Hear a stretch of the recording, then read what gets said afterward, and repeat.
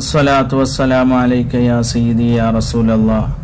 നബി സല്ലല്ലാഹു അലൈഹി വസല്ലമയുടെ ഒട്ടകം കസുവ എന്നറിയപ്പെടുന്ന വളരെ മഹനീയമായ ഒരു ഒട്ടകമാണ്. ഷറഫാക്കപ്പെട്ട ഹബീബായ തങ്ങളെ ചുമലിലേറ്റിയ ഈ ഒട്ടകം എത്ര ഭാഗ്യവാനാണ്. നാം ചിന്തിച്ചു നോക്കുക. ലോകത്തിൻ്റെ പ്രവാചകനെ തോളിലേറ്റിക്കൊണ്ട് നടന്ന ഈ ഒട്ടകം എത്ര പ്രസിദ്ധിയാണ്.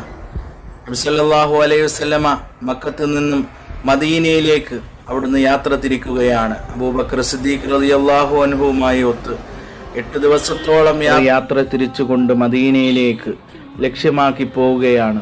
അന്ന് യസ്രിബ് എന്ന് പറയുന്നൊരു നാടായിരുന്നു.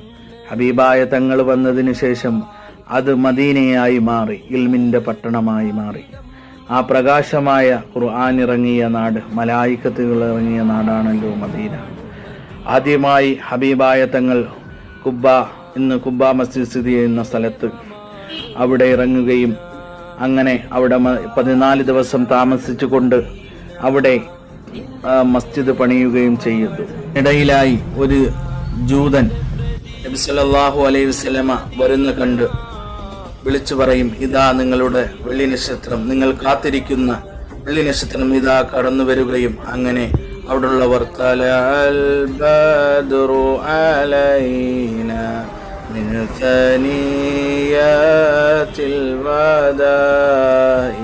നബിയെ വരവേൽക്കുവാനായി ഈ സ്വാഗതഗാനം പാടുകയും ഹബീബായ തങ്ങൾ അങ്ങനെ എല്ലാവരും എൻ്റെ വീടുകളിൽ വരൂ, എൻ്റെ വീട്ടിൽ വരൂ എന്ന് സ്വാഗതം ചെയ്തപ്പോൾ നബി സല്ലല്ലാഹു അലൈഹി വസല്ലമ പറഞ്ഞു, ഈ ഒട്ടകം അള്ളാഹു കൽപ്പിച്ചിട്ടുണ്ട്.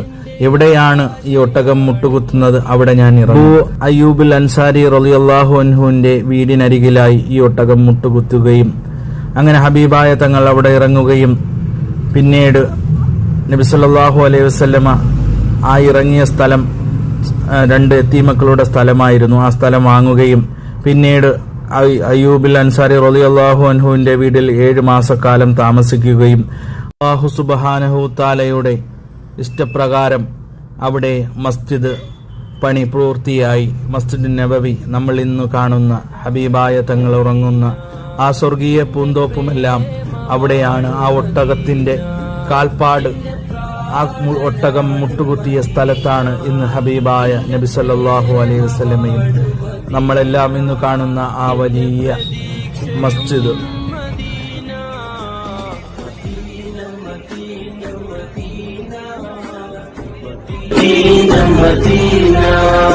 അണയാൻ കൊതിക്കും മണ്ണ്